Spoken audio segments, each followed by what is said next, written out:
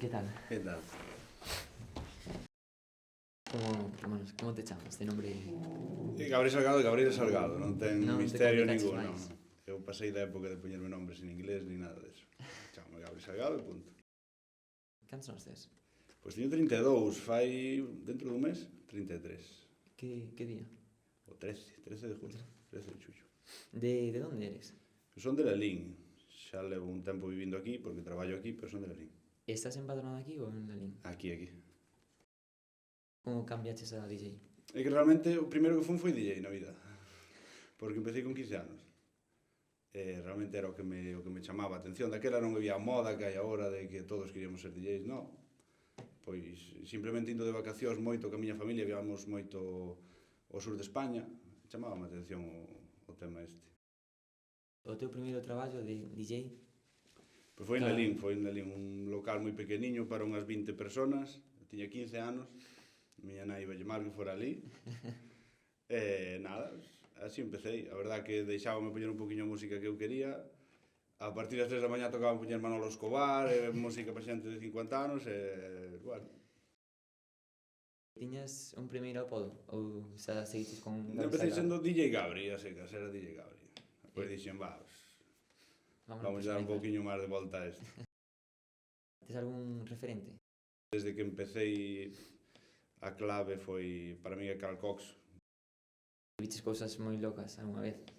Sí, home, a veces é complicado contalo, pero sí, Acordaste de alguna ves cousas que che chaman a atención. No, simplemente xente facendo cousas moi extrañas. De repente ves unha persona que se está pegando cabezazos cunha parede e dices, sí, que está pasando aquí? Pero bueno, non... Claro, porque ti ali desde a cabina ves todo. Ves todo, inda que pense que moita xente que non ves todo, ves todo. Que pensaches cando... Nada, quedaste en plan e dixe, que está facendo este, ben? Na cabina para tocar. E tes algún ritual? Que sempre empezo a pinchar co primeiro canal da mesa de mezclas, sempre. É unha cousa que non... Dos 4 que ten, sempre no primeiro. Que faz normalmente cando acabas de traballar? Que soles facer? O sea, despois de recoller todo, cando estás para marchar, parades nalgún sitio a comer... Sí, o normal é o salir, chamámoslle desayunar, non? Xa non sei, o ritmo do corpo xa non sei se é desayunar, se é cenar, así que... A que hora acabades? Como o normal son sobre as 8 da mañá. 8 ou 9 da mañá, vamos a desayunar, comer un bocadillo, depende do día. Que ves? Bueno, tes tempo para ver a televisión, porque imagino que estarás casi todo o día dormindo. Sí, casi todo o día, sí. Que soles ver na tele? Pois eu son moi de informativos, pero desde pequeniño. Sí. Cando todos vían os dibuxos ao levantarse para ir ao colegio, eu vía os informativos. Eu vía a Leticia, que a reina de España agora, era o que eu vía cando me despertaba. Canto mides? 1,93. Hostia. Tu echa algunha vez algún problema con unha cabina? Porque sempre que as ves de fora son pequenas.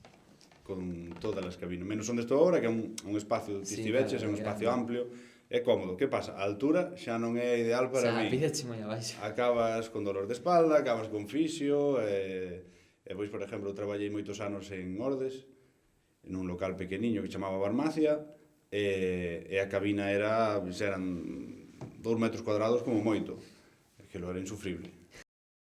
De pequeno a que xogabas? Que era... De pequeno que xogaba ao baloncesto. Sí, bueno, claro, igual tú que eres. Xoguei moitos anos ao baloncesto. E que tal se daba?